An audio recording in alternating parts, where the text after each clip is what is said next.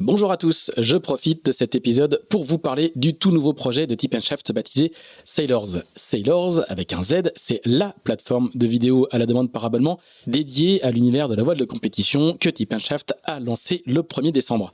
Avec Sailors, notre objectif est de proposer aux passionnés le meilleur de la voile de compétition en streaming sur une plateforme accessible depuis tous vos appareils, ordinateurs, téléphones ou tablettes. Au menu, des documentaires, des séries, des récits de courses, des portraits, des sagas, pour beaucoup disponibles uniquement sur Sailors.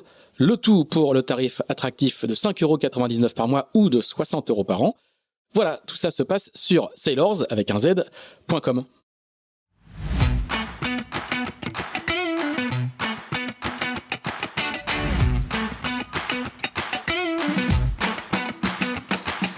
Bonjour, vous écoutez Pause Report, le podcast qui décrypte et analyse chaque semaine l'actualité de la voile de compétition. Pause Report est produit par Tip & Shaft, le média des professionnels et des passionnés de voile de compétition.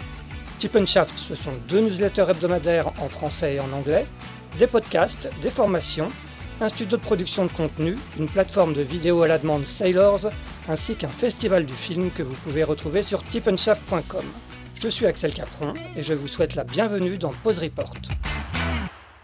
Bonjour à tous et bienvenue dans ce 88e épisode de Pause Report, le podcast hebdomadaire de Tip & Shaft qui explique, décortique, décrypte et analyse l'actualité de la voile de compétition sous toutes ses coutures en compagnie des meilleurs experts.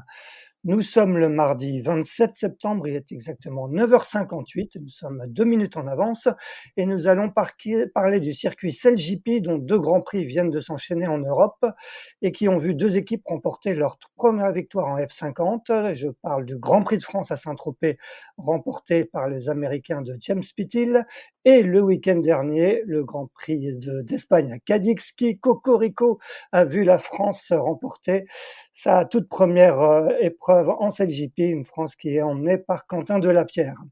Nos 2 invités font justement partie de ces 2 équipes victorieuses au mois de septembre.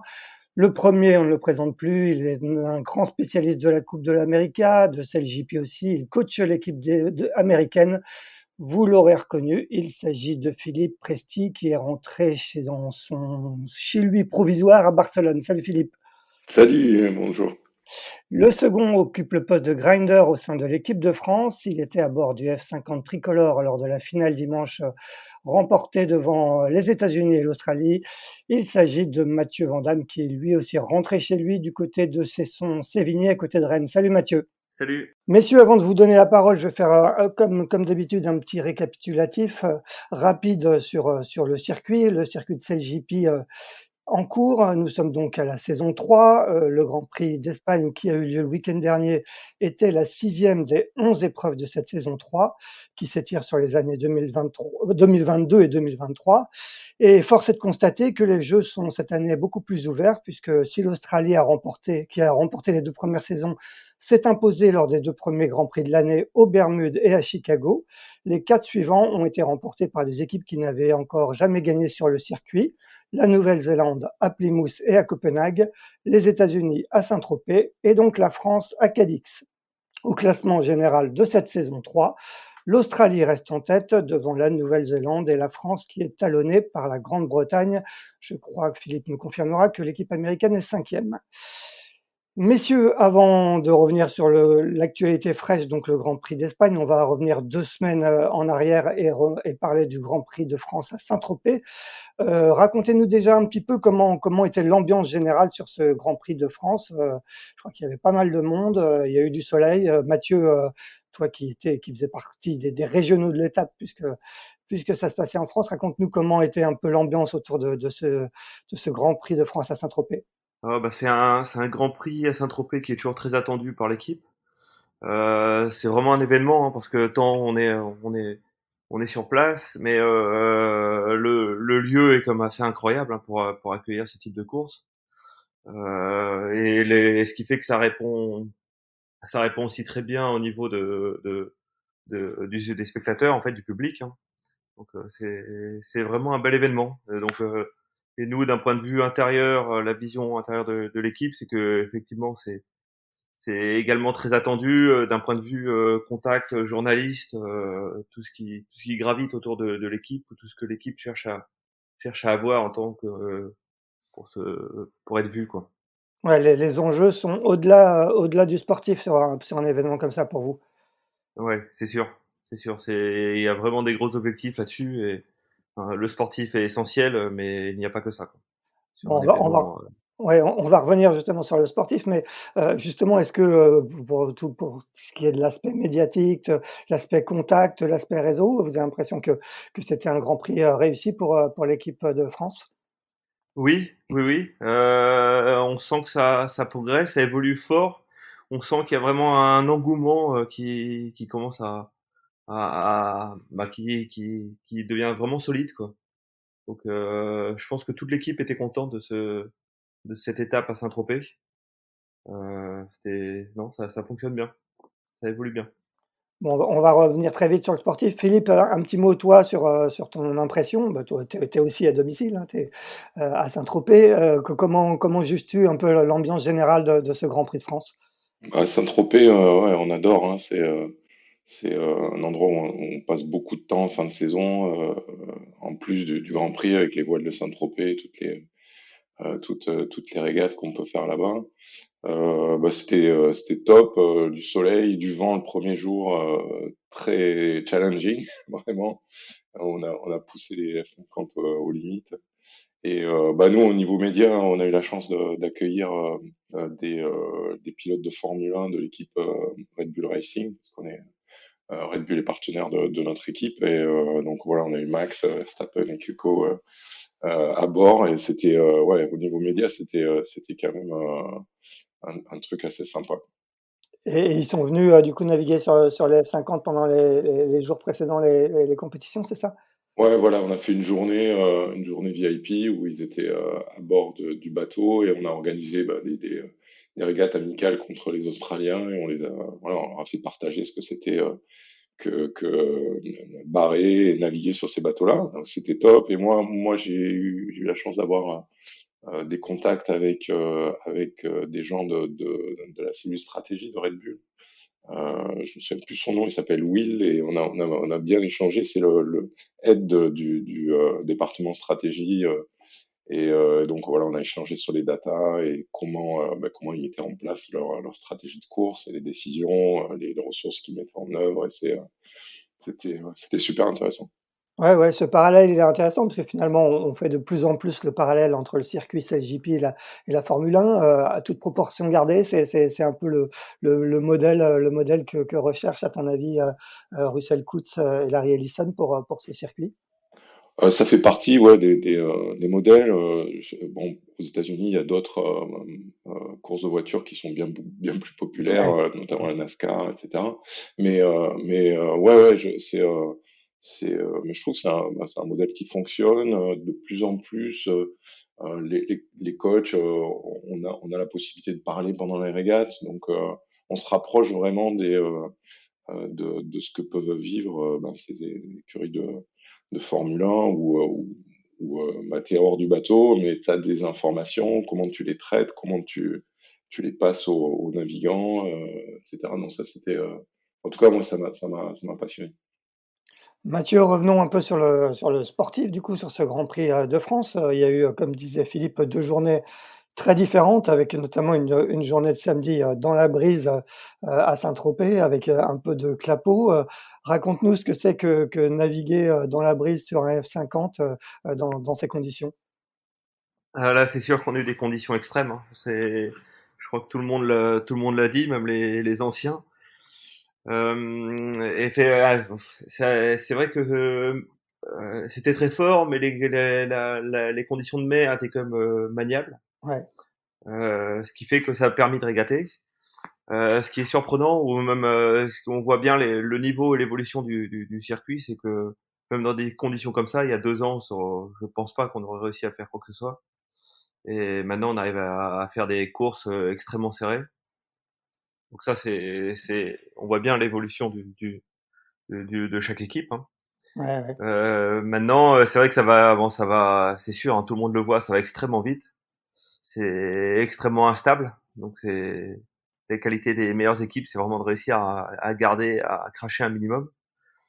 Mais nous à bord, en fait, C'est la réponse, c'est que c'est un peu surprenant, c'est que en fait, on regarde pas trop la vitesse. On est tellement fixé sur ce qu'on a à faire. On sait que pour rester stable, pour rester rapide, faut que chacun fasse son travail complètement. Donc on n'a pas le trop, on ne prend pas le temps d'être. On n'est pas spectateur quoi à bord. Ouais, bien sûr, ouais. Ça va vite, mais si on veut que ça continue à aller vite, faut faire son boulot quoi. Donc faut grinder, faut régler, faut être à l'écoute, faut regarder ce qui se passe. Donc finalement, c'est des courses qui passent très vite à bord. Est-ce que tu peux justement nous expliquer, ton rôle exact sur une régate en F50? Ouais, alors sur la F50, je suis donc grinder, mais je suis au poste de G2.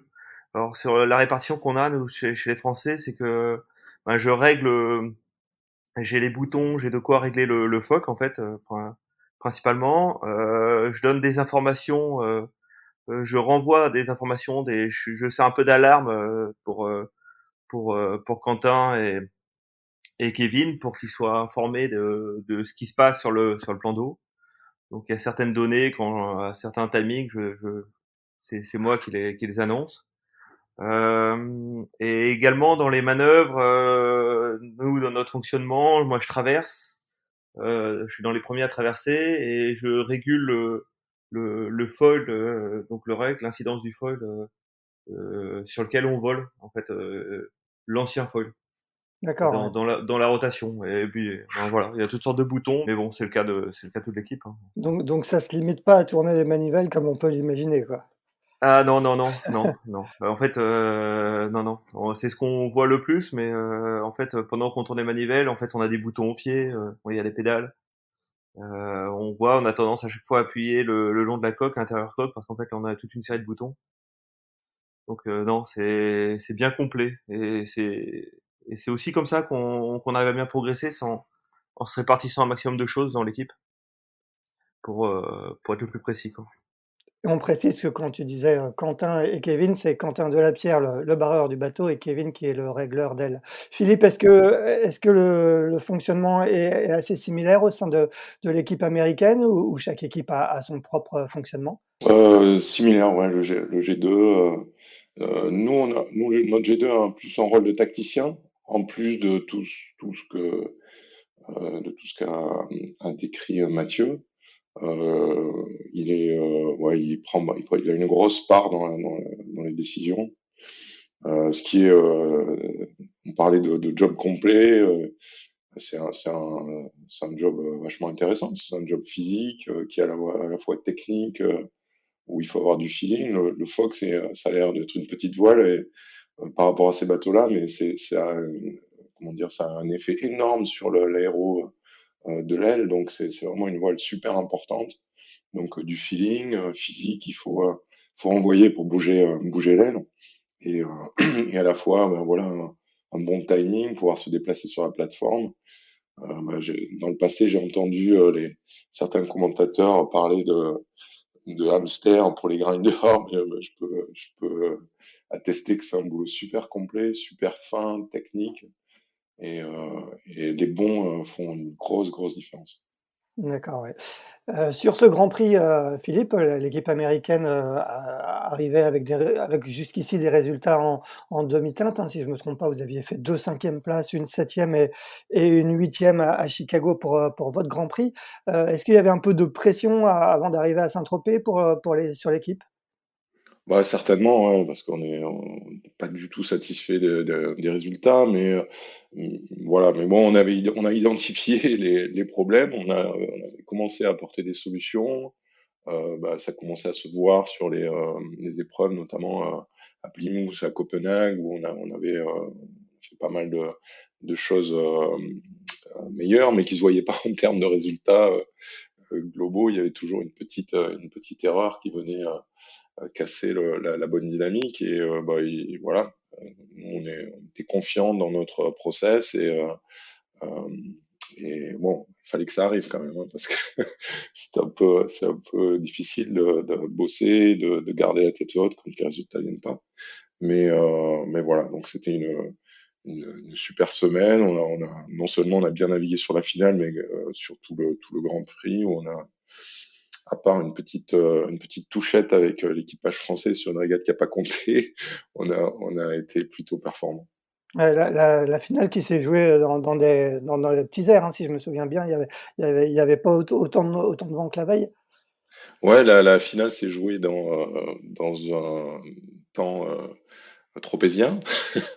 On avait eu les mêmes conditions l'année précédente, avec voilà, un vent d'est un vent de sud qui s'établit en thermique, donc beaucoup de rotation enfin c'était au niveau tactique, c'était assez intéressant, avec un challenge pour les organisateurs qui devaient bouger la course.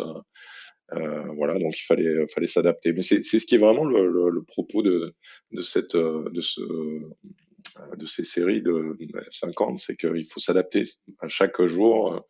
Il y a des différentes conditions, différentes configurations de bateaux, différentes configurations de courses, et il faut le faire dans un temps très court. Là, on a eu en 4 minutes, la course a été complètement chamboulée. Il a fallu repartir dans une configuration un peu différente, avec une grande aile, etc.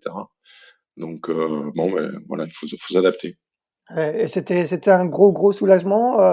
Quel était un peu le sentiment général dans l'équipe américaine après cette victoire? Soulagement, je sais pas, mais en tout cas, enfin, quand ouais, on est content d'avoir fait du bon boulot et puis de prouver qu'on était sur la bonne. En tout cas, moi, j'avais le sentiment que ça montrait qu'on était sur la bonne voie et puis ça rassure, ça donne de la confiance. On avait des nouveaux équipiers qui étaient un peu dans le doute parce qu'on les a intégrés, ça marchait plutôt moins bien que l'année précédente et, euh, et voilà, le fait de performer, ça leur donne un peu plus de confiance pour continuer à s'investir pour la suite, quoi. Donc oui, super moment. Et puis bon, on a eu la chance d'avoir Amélie à bord, une française. Donc en Amélie fait, Riou, ouais, ouais. ouais, donc c'était cool de pouvoir partager ça avec Amélie, qui a fait un boulot fantastique et qui tous les équipiers, tous les gens de l'équipe ont salué sa performance et puis sa gentillesse, sa disponibilité. Voilà. Donc en fait, les Français ont gagné 2 grands prix d'affilée là. Ouais. Ouais, parce qu'Amélie, elle remplaçait votre équipière américaine, c'est ça? Ouais, on a eu malheureusement Stéphanie Roble le jour d'entraînement s'est tordu la cheville. On n'a pas réussi à faire revenir une équipière dans les temps pour participer aux épreuves. Et le CLJP, comment dire, il y a une fille à bord de façon obligatoire. Et l'équipe comment dire, par exemple, là, c'était un Grand Prix français, donc c'était l'équipe française D'accord, devait ouais. fournir une équipière remplaçante. Et dans notre malheur, on a eu une chance énorme, c'est de tomber sur Amélie. Voilà, donc ça a super bien fonctionné et elle s'est bien adaptée. Et voilà, le résultat était là. Donc Amélie qui fait partie le reste de l'année de l'équipe française. Juste un petit mot pour finir avec toi, Philippe. Tu disais qu'il y avait quelques nouveaux dans l'équipe. Aujourd'hui, là, autour de James Pittil, qui compose un peu l'équipe américaine. Alors, dans l'ordre, en partant de devant, on a 2 grinders, Cooper Dressler et Alex Sinclair, qui sont des vétérans de plusieurs Coupes de l'América. Donc ça, c'est les grinders en G1. En G2, on a Andrew Campbell, qui est également qui est tacticien du défi American Magic. Donc, solide gaillard. On a pas mal de rotation euh, à ce poste-là également avec de nouveaux parce il faut absolument qu'on augmente notre capacité d'équipage parce qu'il y a des blessures, il y a justement le fait d'avoir des gens de la Coupe de l'América fait que à un moment il va y avoir Ouais. des calendriers qui vont clasher. Donc voilà, donc on avait des nouveaux grinders pour cette étape de Saint-Tropez. Fly Controller, c'est là où on a fait notre plus gros changement de l'année. On a un gars qui s'appelle Hans Heinken qui fait du 49er, qui est en préparation olympique. et qui a remplacé Rome Kirby à tout le début de la saison. Rome qui va revenir avec nous certainement cet hiver dans la rotation. Réglardel, on a Paul Cameron James qui est anglais, c'est notre étranger. Donc on le chambre avec son accent so British et qui règle l'aile. Lui aussi, c'est un vétéran des campagnes de bar Ben Hensley Racing aux Bermudes. Voilà, Jimmy à la barre et puis derrière on a plusieurs filles qui se sont relayées, notamment CJ Perez et là on avait Erika, une lasériste qui est également en préparation olympique et qui nous a rejoint à Cadix. D'accord. Mathieu, vous arriviez à Saint-Tropez, fort de votre première finale à Copenhague, hein. Vous aviez terminé, 2e à Copenhague. Quel est un peu le bilan que vous avez tiré? Vous terminez finalement 4e à Saint-Tropez, donc au pied de la finale. Est-ce que le bilan était jugé satisfaisant? Qu'est-ce qui vous a manqué pour atteindre, cette finale? Oui, c'est satisfaisant. 4e, c'est correct. C'est vrai qu'à un point du podium, on a toujours envie de faire mieux, donc on aurait préféré faire la finale. Maintenant, qu'est-ce qui nous a manqué? C'est vrai que après coup, c'est facile à chaque fois. À un point, c'est quasiment une place, hein. Ouais. Donc voir à chaque endroit où est-ce qu'on a perdu des places, on trouvait plein. Donc voilà, un peu. C'était satisfaisant. C'était correct. Après, si on faisait, enfin, après on est, ouais, après ça reste tout à fait correct. C'est vrai qu'une fois qu'on a touché la finale à Copenhague, on a envie de reproduire, hein. On sait que ça vient, on sait qu'on construit, on sait que l'équipe, on la sent solide, ça continue à progresser. Donc on a envie de faire la dernière manche à chaque fois le dimanche, quoi. Ouais, ouais, ouais.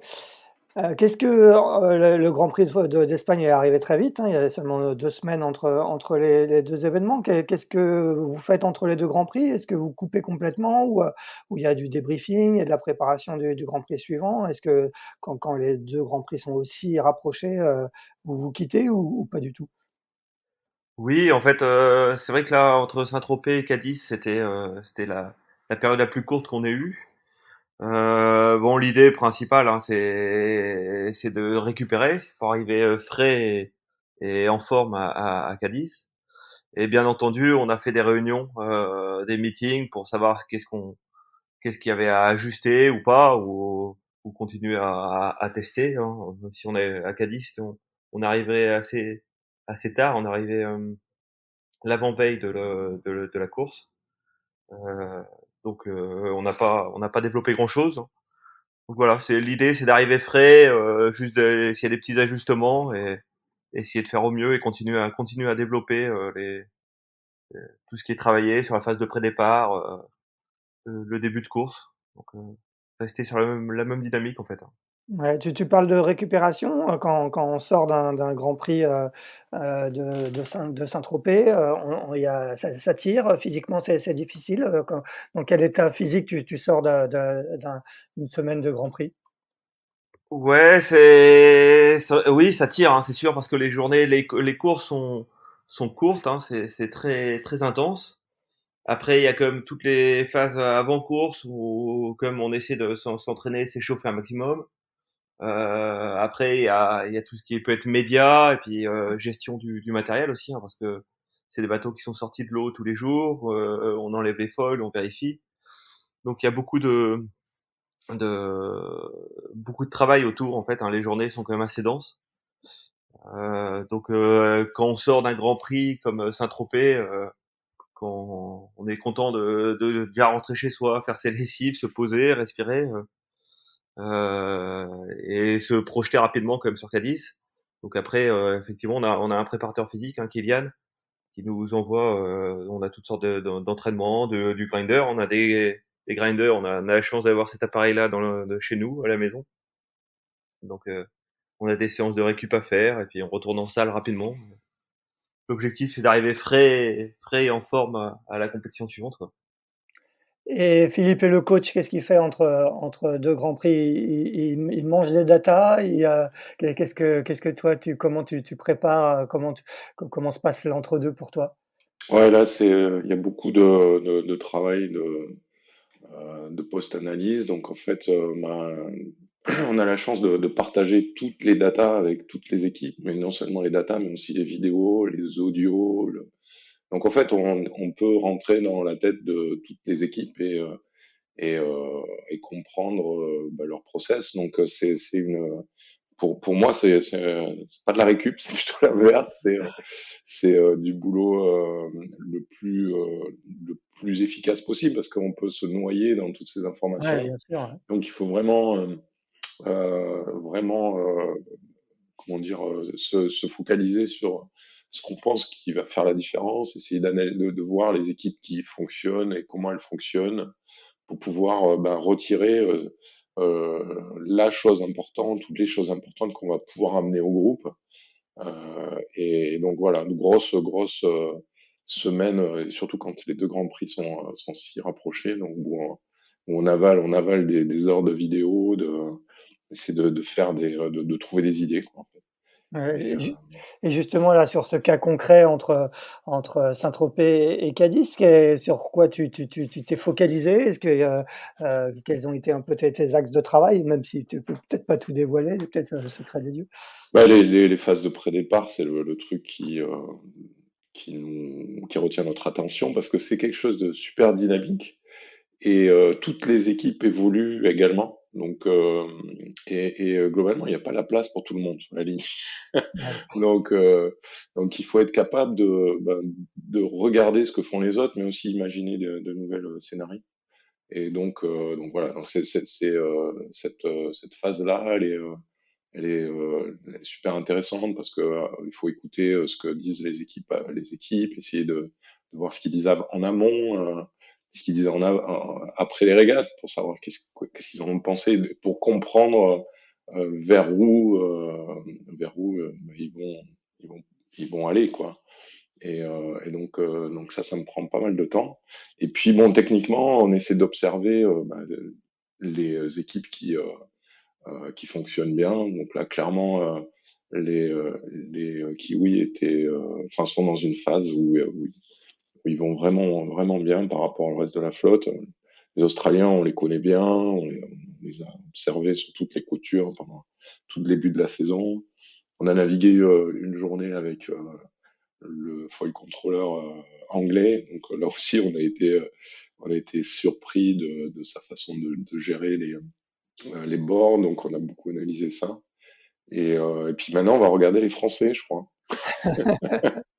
Justement, on va en parler juste un petit mot, Mathieu, sur cette histoire des data, des vidéos. Vous aussi, j'imagine, c'est peut-être Thierry Douillard qui fait ce travail pour vous, entre autres. Est-ce que comment il vous présente, lui, son travail vidéo, son travail d'analyse de data avant le Grand Prix? Comment ça se passe de votre côté?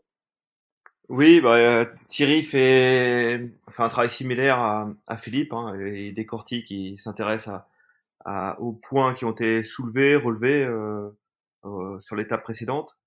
Maintenant, on a aussi un fonctionnement où tous les navigants de l'équipe française là, sont quand même vachement autonomes et acteurs en fait dans cette recherche-là, dans ce travail-là. Donc, en fait, puisqu'on a chacun sur chaque rôle, par exemple pour moi, j'aime bien aller décortiquer justement le fonctionnement des meilleures équipes, des meilleurs équipiers ou des meilleurs G2, hein, pour voir quelles sont leurs dynamiques de fonctionnement de réglage, comment ils font, comment ils traversent, comment ils régulent le rec, qu'est-ce qu'ils font avec le foc, hein.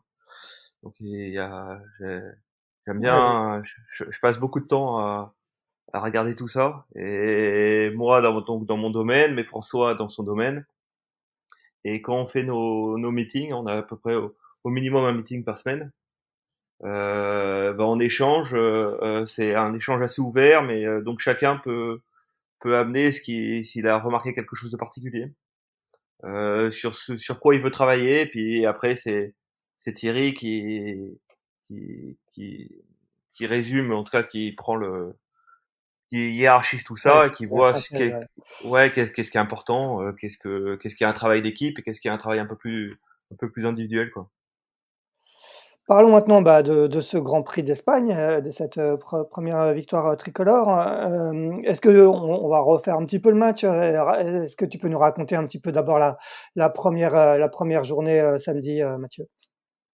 Oui, cette première journée déjà été marquée par les excellents départs de Quentin. Hein. Déjà quand le bateau est bien placé sur la première leg, là je vais aller jusqu'à la buoy de reaching.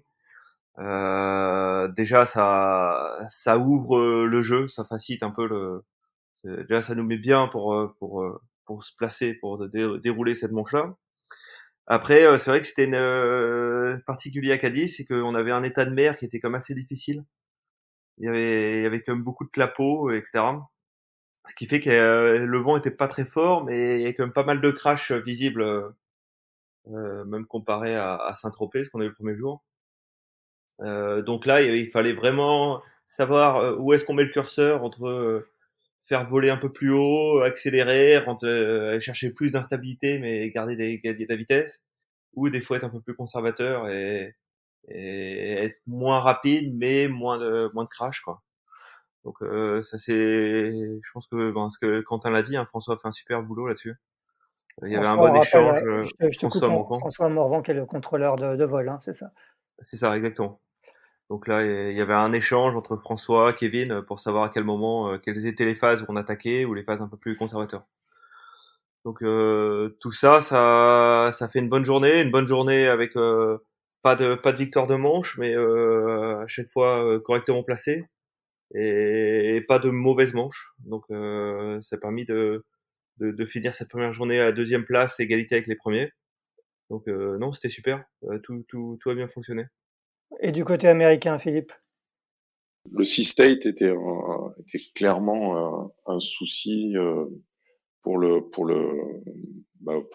maîtrise du bateau. On a eu pas mal de soucis, notamment pour maintenir des vitesses constantes. Donc, on était vraiment dans du dégradé.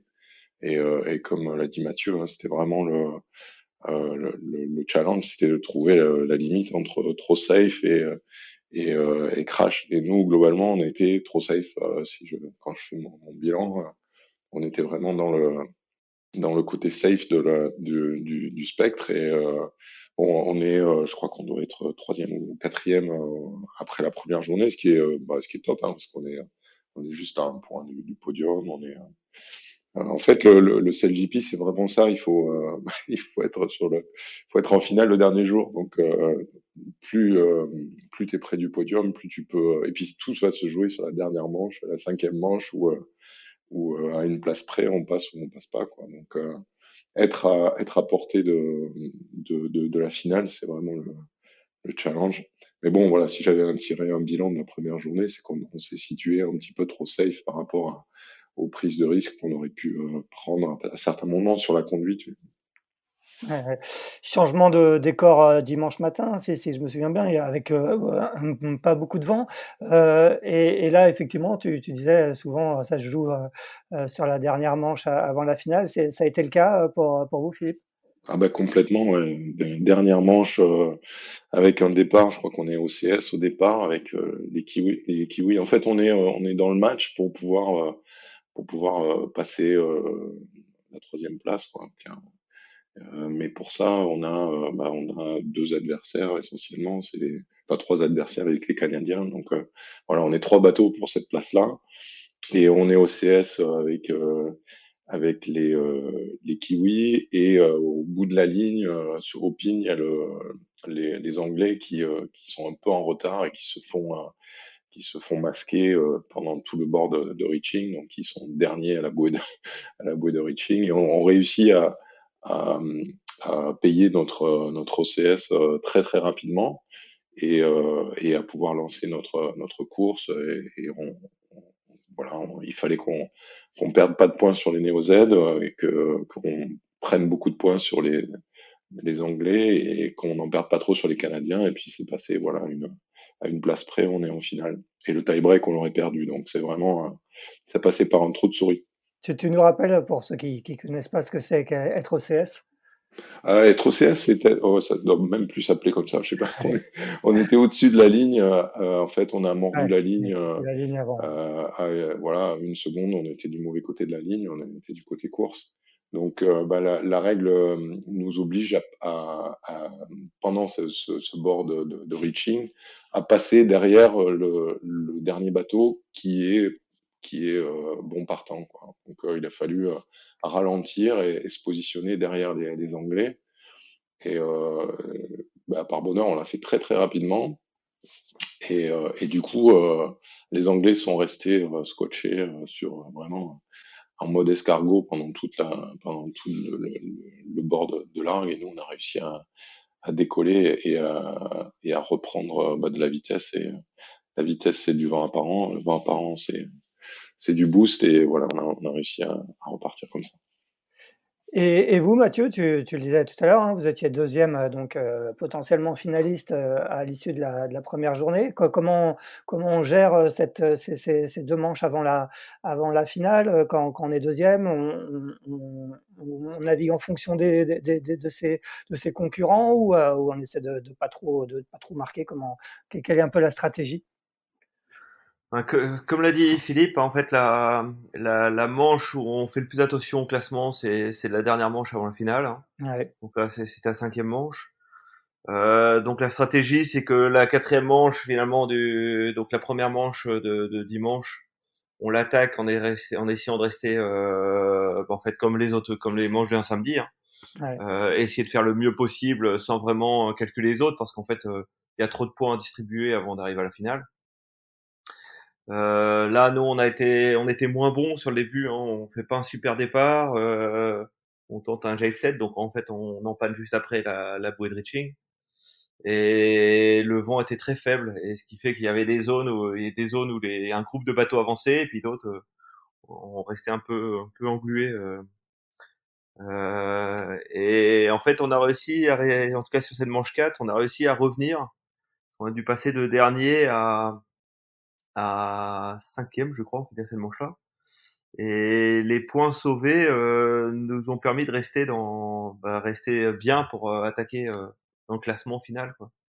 Donc, ça, c'était un beau boulot fait de l'équipe, parce que on aurait très bien pu pas un peu se démobiliser et rester au fond du paquet. Et en fait, on a profité du deuxième portant pour se replacer, que les autres équipes posent pour venir chercher quelques places. Donc ça, c'était top. Et enfin, la cinquième manche avant la finale, ben là, on savait qu'on était plutôt bien pour jouer cette finale-là, pour finir dans les trois, pour arriver dans les trois sur la grande finale.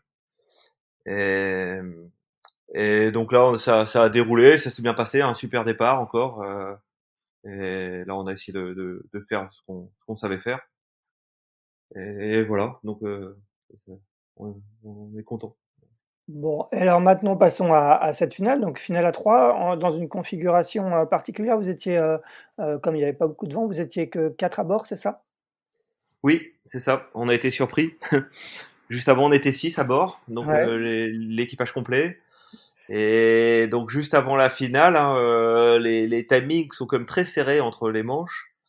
Et donc on revient à 6, on est prêt à 6, on a changé le grinder, le G1, Timothée monte à bord. Et là, en fait, Thierry, en relisant les instructions du comité, se rend compte que là, il demandait de passer à 4. Et, ouais, on était surpris. Thierry a demandé confirmation, parce qu'on trouvait ça juste avant, on était à 6. C'est assez rare quand même de changer de configuration entre les manches comme ça. Et donc là, on a dû faire avec, hein. C'est donc nouvelle configuration où c'est moi qui est resté à bord. Euh, on n'est pas, on n'a pas beaucoup fait cette config. Donc on s'est pas trop posé de questions. On n'avait pas trop le temps. S'est dit bon, chacun on sait à peu près ce qu'on avait à faire, et puis fallait y aller, donner tout ce qu'on pouvait, hein. Donc ça c'est joué mentalement, c'est un peu comme ça. Voilà, Philippe, vous aussi, ça a été un peu l'improvisation quand vous avez compris qu'il fallait passer de 6 à 4. Comment vous avez vécu ça, vous? Bon, c'est arrivé super tard, donc ouais, c'est pareil, on a 5 minutes entre l'arrivée de la manche 5 et le départ de la et le Ouais, départ de la manche suivante. Et voilà, donc l'info est arrivée, c'est passé de mal à la radio, enfin bon. Donc, mais bon, nous, euh, enfin comment dire, ça serait plutôt notre point fort en fait de naviguer à 4. Malheureusement, on n'a pas vraiment montré ça, mais ouais, parce que dans cette configuration-là, c'est le barreur qui fait voler le bateau en ligne droite. Il n'y a pas de flight controller. Et bah, il se trouve que Jimmy a fait ça pendant des années ouais. sur tous les bateaux qui. Donc voilà, donc là, quand on passe à 4, c'est pas la panique à bord. Je comprends le désarroi de Quentin devant cette information-là. Parce que c'est compliqué et en plus avec cet état de mer déjà c'est compliqué quand t'as que ça à faire, mais si en plus il faut que tu barres, que tu prennes des décisions dans les manœuvres, non seulement t'as la hauteur de vol mais t'as aussi la grand voile. Donc ça fait vraiment beaucoup de choses à faire. Voilà, donc bon, pour nous c'était plutôt une bonne nouvelle et ouais, globalement on regarde la semaine, ben, les Français ont été beaucoup plus performants que nous dans ces conditions-là. À 4, je pense qu'on avait un petit avantage qu'on n'a pas su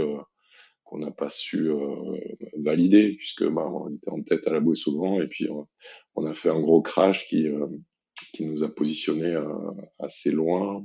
Et après dans la régate, on a réussi à revenir, mais voilà, s'il y a une petite déception, elle est là, quoi, parce que je pense que bah, Gini a plus d'expérience sur cette position-là et on aurait dû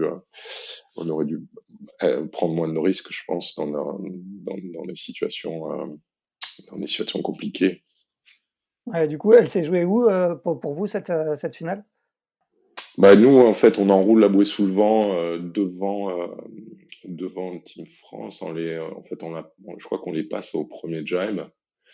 Et à la bouée sous le vent, Jimmy est surpris des réactions du twist grip, il s'en mêle les pinceaux et en fait le bateau a décollé et s'est planté. On s'est retrouvé arrêté complètement et les Français nous ont passé là. Donc voilà, le moment un peu dur, enfin dur, le moment où on a fait une grosse erreur, elle est là, et puis bon, ensuite on revient, on vient mourir à quelques mètres sur la ligne, mais je pense que le moment clé, il était là. Mathieu, raconte-nous un peu toi comment tu as vécu cette finale. Ça se joue, effectivement, même si, Philippe parlait du planté du bateau américain qui est quand même revenu et finalement ça se on les images sont assez incroyables, ça se joue à quelques mètres et comment toi tu as vécu ce finish? Oui, alors cette finale, bon, on a eu aussi de la chance, la chance non, c'est pas. Quentin a fait encore un super départ, donc ça, genre, on se retrouve bien placé sur le début de cette course. Après, c'est vrai que c'est une configuration qu'on découvrait, donc nos manœuvres étaient pas géniales. Premier jibe, on repose. Bon, donc effectivement, on se retrouve en contact, dépassé par les Américains. Mais on reste dans le match, on redécolle, le bateau, en fait, on n'a pas super bien navigué, mais c'était tout à fait satisfaisant, quoi. C'est-à-dire que là, maintenant, par exemple, on parlait d'analyse de données, là, on a de quoi décortiquer, c'est voir ce qu'on a fait, et il y a vraiment de quoi améliorer sur les manœuvres et tout. Et donc on arrive à ce finish à la bouée au vent où effectivement on avait, nous on a comme l'avantage c'est qu'on savait qu'ils avaient encore une manœuvre à faire parce que le reaching se finissait en tribord. Là normalement si quand on arrivait à ce point de contact, l'approche, si on faisait avancer le bateau normalement, c'était à peu près, on était à peu près serein, mais finalement pour leur laisser de la place parce qu'ils avaient l'intérieur de la bouée à gauche. On reloffe un petit peu, le bateau repose un peu, on perd un peu en vitesse. Donc il y a une incertitude, quoi. C'est-à-dire que On sait pas s'ils arrivent à redécoller, à repartir bien. Il y a de la vague un peu, si à réaccélérer. Ça restait ouvert. Donc moi, on attaquait cette dernière partie là, avant l'arrivée plutôt serein, mais quand même, c'était pas gagné. Donc fallait d'abord couper la ligne d'arrivée. Bon, et Voilà. quel a été un peu le sentiment à l'arrivée? J'imagine c'est une grosse joie. Est-ce qu'on se dit, «Enfin»? Quel est un peu le sentiment que toi tu as ressenti, au moment de couper cette ligne en vainqueur? Ah ouais, bah ça s'est entendu. On était super contents. Enfin, parce qu'on sent qu'on progresse, ça travaille. C'est un super groupe hein, qu'on a là. On est super soudés, ça travaille beaucoup. On sent que ça vient et voilà, et c'est venu. Donc on allait chercher et c'était mérité. On était contents. Faut le voir, hein, tout l'équipage était super content. C'était top. Ouais, ouais, Vraiment, on était ravis. Quoi. quand vous voyez avant vous les Néo-Zélandais gagner, les Américains gagner, j'imagine que dans votre tête, vous deviez vous dire: «Ah pourquoi pas nous quoi? À quand notre tour?» Ouais, alors les Néo-Zélandais sont super forts. Hein, les Américains aussi, c'est vraiment des références, hein, tous ces équipages-là. Donc nous,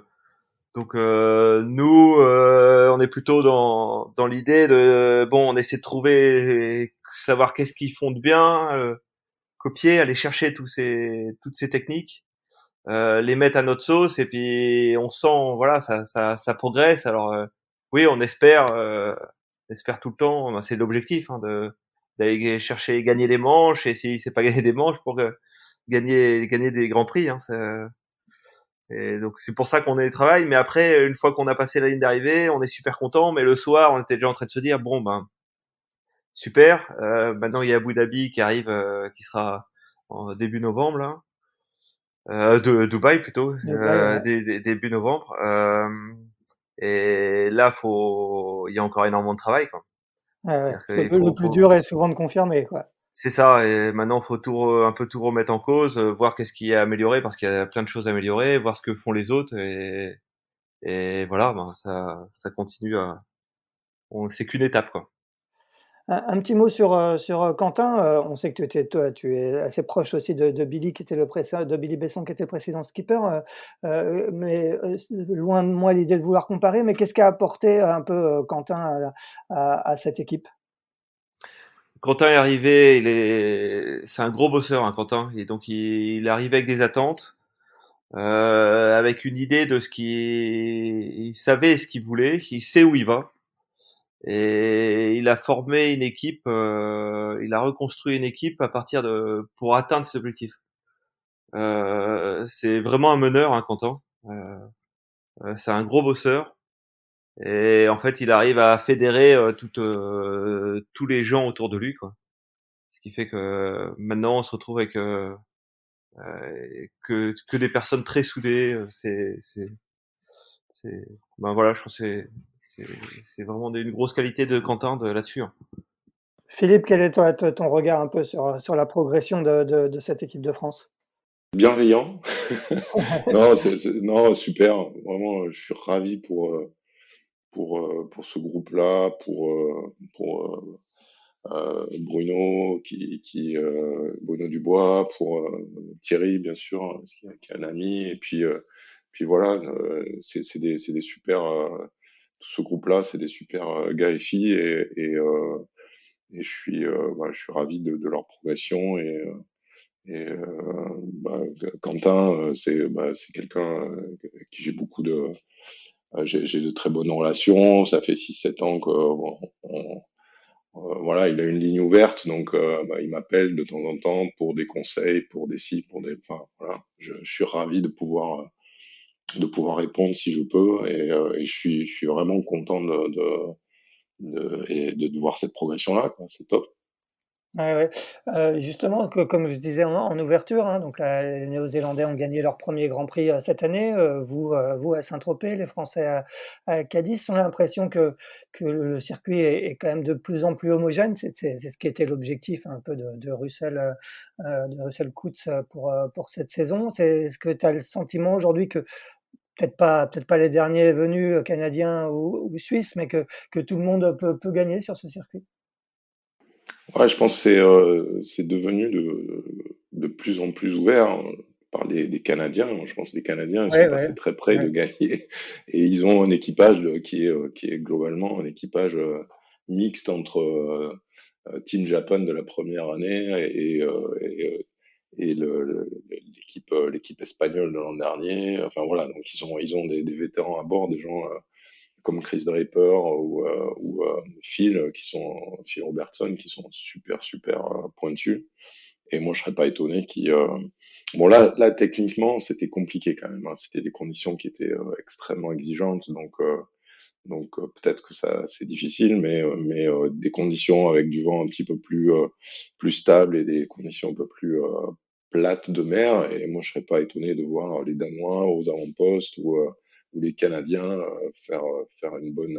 Et même les Espagnols, on voit les Espagnols qui font des trucs très. Ils manquent de régularité, mais globalement, en maniement de bateau et en termes de régatier, ils ont ce qu'il faut, hein. Donc, ouais, c'est super ouvert et le dernier jour, la dernière manche, la place au podium, elle se joue souvent dans les derniers mètres de cette régate-là. Donc c'est ce qu'on voilà, c'est ce qu'on vient chercher sur ce type de circuit.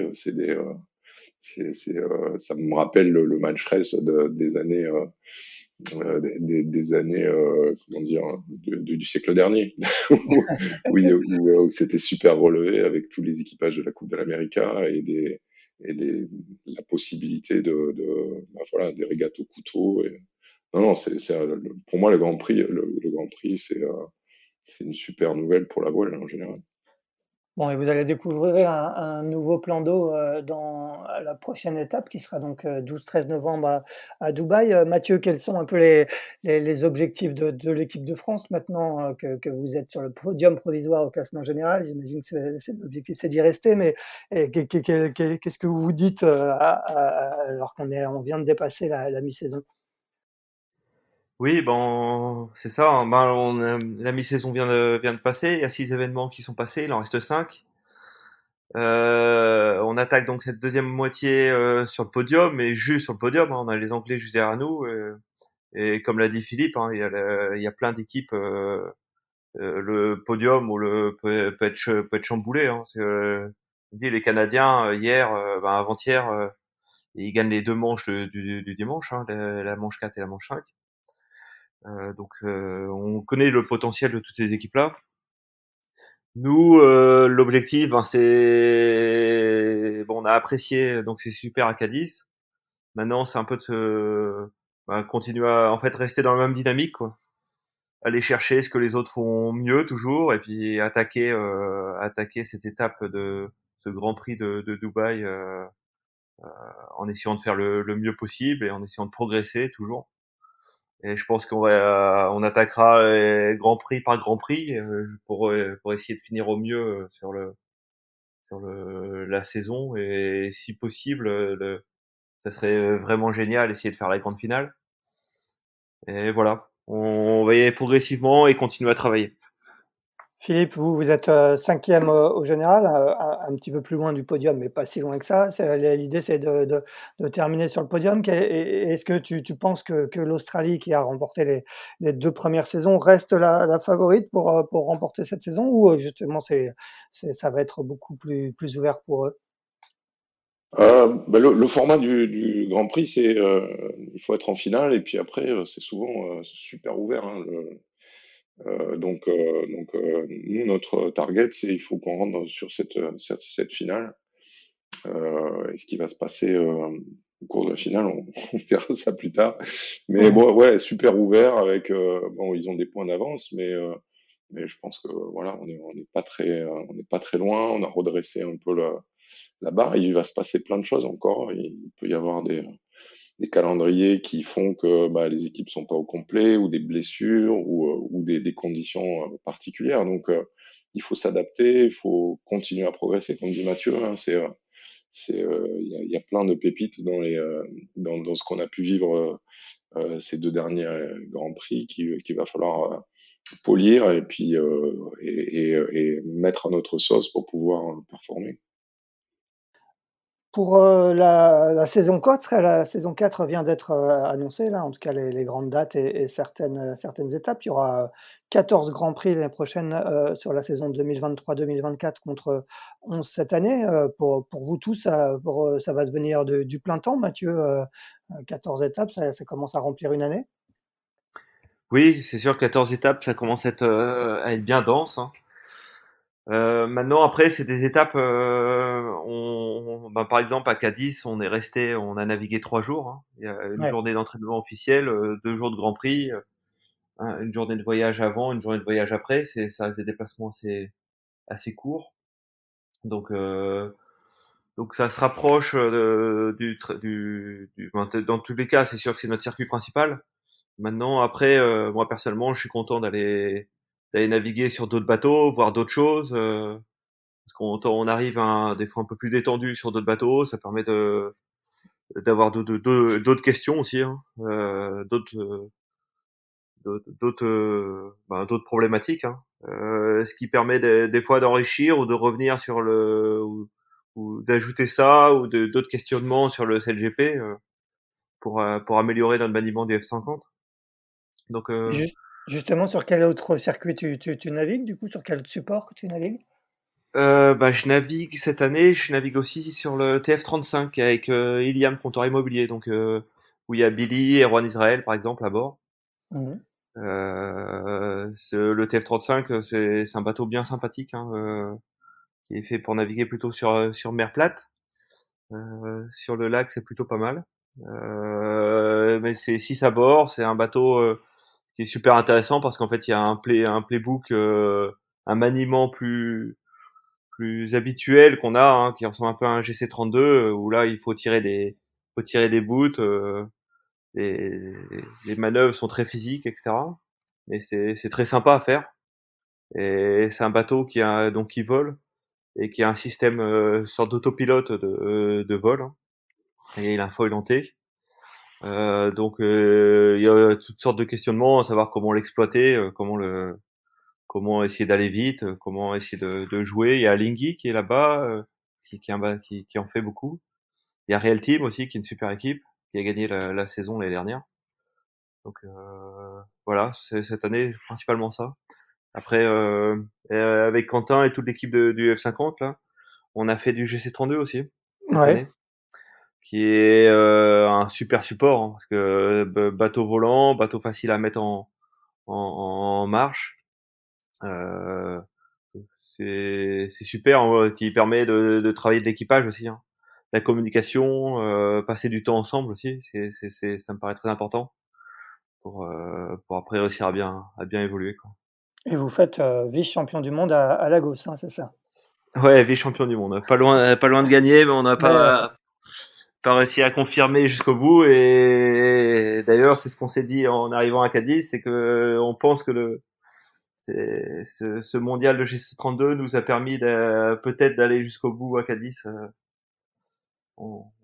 Le mental était peut-être plus fort à ce moment-là. est-ce que tu continues à naviguer aussi un petit peu avec l'équipe de Thomas Coville sur Sodebo Ultime 3 ou là, comme c'est une année en solitaire, peut-être un peu moins cette année? Ouais, cette année, en fait, avec le planning comme très chargé, avec le GC32, le TF35, le F50, j'ai pas réussi à me libérer pour naviguer avec l'équipe de Thomas avec Sodebo. Équipe que je trouve géniale et bateau aussi super intéressant, hein, les ultimes, hein. J'espère pouvoir revenir et passer plus de temps avec eux, parce que c'est super. Mais à court terme, effectivement, il y a la roue du Rhum donc là qui arrive. Donc c'est plus du solo, hein, ils se concentrent là-dessus. Bien sûr, ouais. Donc pas à court terme, je suis pas vraiment avec eux. À moyen terme, long terme, j'espère revenir naviguer avec eux, quoi. Philippe, de ton côté, CLJP, c'est du plein temps pour toi ou est-ce que tu as d'autres occupations en dehors de continuer à faire du motafoil sur les lacs du Médoc? Ouais, donc ouais, moi je suis reparti sur un cycle Coupe de l'Américain. Donc non, CLJP, c'est mon tiers-temps. D'accord. Donc tu es reparti du coup avec Luna Rossa? Ouais, donc ouais, j'ai re-signé avec Luna Rossa. Et donc là, on est dans un cycle on fait beaucoup de simulateurs, on navigue pas encore physiquement.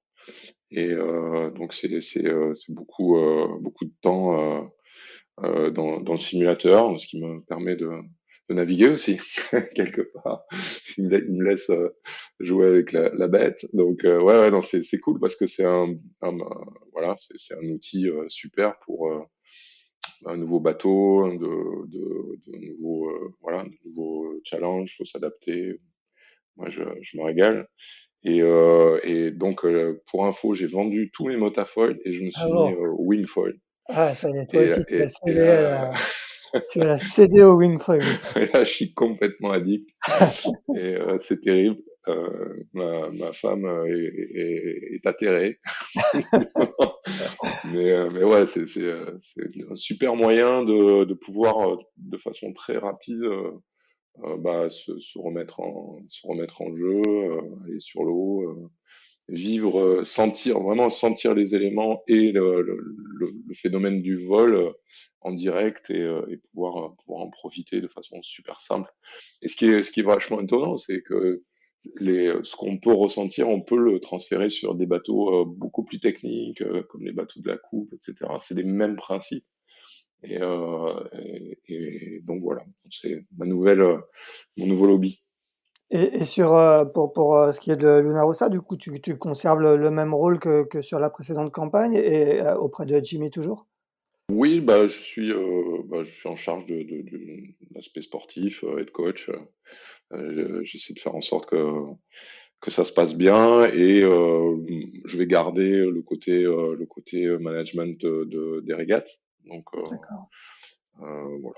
Donc c'est une équipe que je connais bien avec des gens que j'apprécie et un nouveau challenge. Voilà, ce qui fait que il a pas fallu, on a déménagé sur Barcelone pour être aux premières loges. Bon et quand votre première quand votre AC40 là, on a vu que le tout premier exemplaire avait été, mis à l'eau la semaine dernière à Auckland, vous aurez le vôtre quand? Alors là, je peux pas parler dans les détails de autant le CLJP, c'est totalement ouvert, D'accord, OK. autant la Coupe de l'América, il On reste comprend encore bien. pas mal de portes. D'accord, bon. On va dire dans les Que prochains mois alors. la C40 originale de Team New Zealand, ça va prendre du temps parce qu'on n'est pas dans les premiers Ouais, sur ouais, la bien liste sûr. Ouais, d'inscription. d'accord. Eh bien, très bien. Eh ben, mais, Mathieu, toi, tu t'es mis à la wing aussi, comme Philippe? Tu es accro à la wing ou tu es resté sur des supports plus traditionnels? Ah, moi aussi, je me suis équipé en wing. J'en fais pas autant que Philippe. Hein. J'essaie d'en faire de temps à autre. Habitant à Cesson-Sévigné, il y a la Vilaine devant chez moi, mais c'est un petit peu étroit. Euh, non, Philippe l'a dit, hein, c'est un super support qui est comme vachement facile à mettre en œuvre et qui est vachement intéressant. Donc, un peu même réponse que Philippe, ouais. Eh bien, très bien. Eh bien, messieurs, on va vous laisser faire un petit peu de wing si vous avez un peu de temps, entre toutes ces activités bien chargées. On se retrouve, pour, CLJP, 12-13 novembre à Dubaï pour la 7e épreuve de la saison. Et quant à nous, on se retrouve, mardi prochain, même heure, pour le 89e épisode de Pause Report. Mathieu, Philippe, merci et bonne journée à tous les deux. Merci, bonne journée. Merci, bonne journée. Ciao, ciao. Ciao. Merci d'avoir écouté cet épisode de Pause Report. N'hésitez pas à nous dire ce que vous en pensez en bien ou en mal et n'hésitez pas à le partager. Si vous souhaitez suivre l'actualité de la voile de compétition, je vous encourage à vous abonner à la newsletter de Tip & Shaft, envoyée chaque vendredi à 17h. Pour vous inscrire, ça se passe sur tipnshaft.com. À bientôt!